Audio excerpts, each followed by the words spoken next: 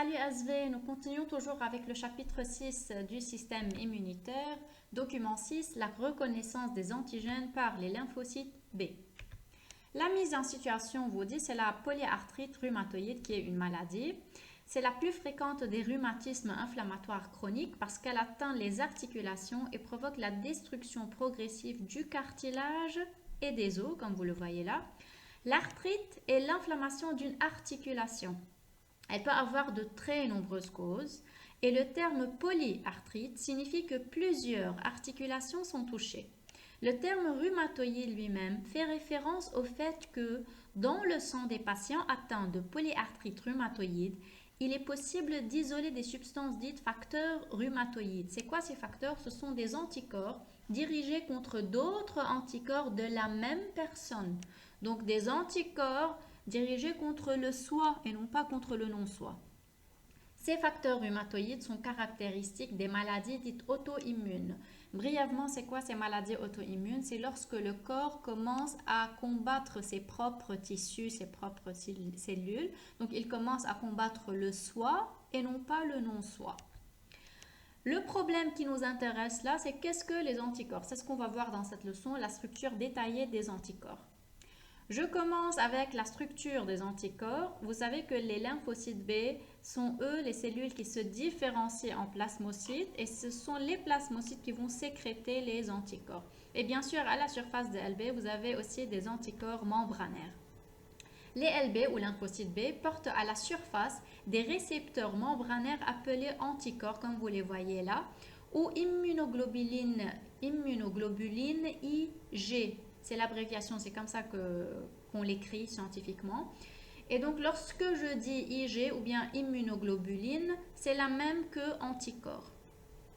Ceux qui sont les IG portés par les LB, les lymphocytes B, je les nomme BCR. En anglais, c'est B-cell receptor. Donc, ce sont les récepteurs présents à la surface, à la membrane des lymphocytes B. Le LB se différencie en plasmocytes lorsqu'ils sont activés suite à la rencontre avec l'antigène. Donc, le LB, lorsqu'il rencontre l'antigène et le fixe grâce au récepteur membranaire qu'il a, aux IG membranaires, au BCR, il s'active et se transforme en plasmocyte. Bien sûr, plasmocyte capable de sécréter des anticorps spécifiques de cet antigène rencontré. Ces plasmocytes sont capables de sécréter les IG ou bien les anticorps qui sont solubles. Solubles, c'est-à-dire qui peuvent être présents dans le plasma, circuler dans le sang à travers le plasma et ne sont pas membranaires comme les BCR qui sont là. Alors voilà, BCR, c'est B-cell receptor, c'est une IG transmembranaire à la surface du LB. Quelle est la différence entre la cellule B et le plasmocyte? Donc, cette réponse est à retenir. La cellule B est au repos. Elle exprime à sa surface des immunoglobulines, des IG. Par contre, le plasmocyte est une cellule B activée qui sécrète des anticorps et vous pouvez ajouter le terme soluble dans le sang. Alors là, vous avez la forme d'un anticorps, donc reconstitué par ordinateur. Il possède 3 segments. Il est en forme de Y, c'est souvent comme ça qu'on le représente. Il contient 2 chaînes lourdes et 2 chaînes légères de polypeptides. Vous allez le voir plus tard de quoi est formée chacune des 2 chaînes. 3 segments de taille identique et liés par une charnière flexible. Aussi, vous allez voir le schéma en détail. Ces anticorps membranaires ou à l'état libre ont une structure identique. Ils sont tous en forme de Y, la structure de base. Bien sûr, dépendamment du type de IG, cette forme peut être à l'état de dimère, c'est-à-dire 2 Y, ou bien plusieurs Y associés ensemble. Un anticorps possède 2 régions. Une qui est dite région constante, comme vous le voyez là. Tout ce qui est jaune avec le bleu clair qui est là, c'est la région constante.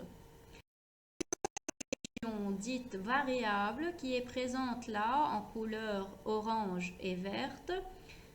Donc au niveau des 2 parties de l'Y, vous avez la région constante et les 2 régions variables. La région variable diffère d'un type d'anticorps à l'autre et permet à l'anticorps de reconnaître un antigène spécifique et de s'y fixer, c'est-à-dire de fixer cet antigène. Comme vous le voyez là, au niveau de cette région variable, vous avez un site antigénique. Ce site antigénique, il a une forme complémentaire à l'antigène qu'il va fixer. Donc, dépendamment de quel antigène il va fixer, il va changer la forme.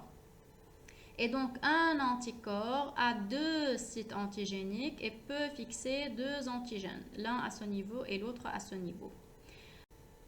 Au niveau de cette région variable, il existe deux chaînes. Comme vous le voyez dans la légende, vous avez la chaîne légère en vert et la chaîne lourde en orange et jaune. Donc, au niveau de cette zone, vous devez retenir qu'il existe les deux chaînes lourdes et légères. Une autre zone très importante de cet anticorps, c'est la zone effectrice, là en bas. C'est la fixation, elle sert à la fixation à certains récepteurs membranaires que vous allez voir plus tard en détail. C'est quoi ce rôle important qu'elle va jouer, cette zone? Je peux la nommer aussi le fragment constant F et petit c.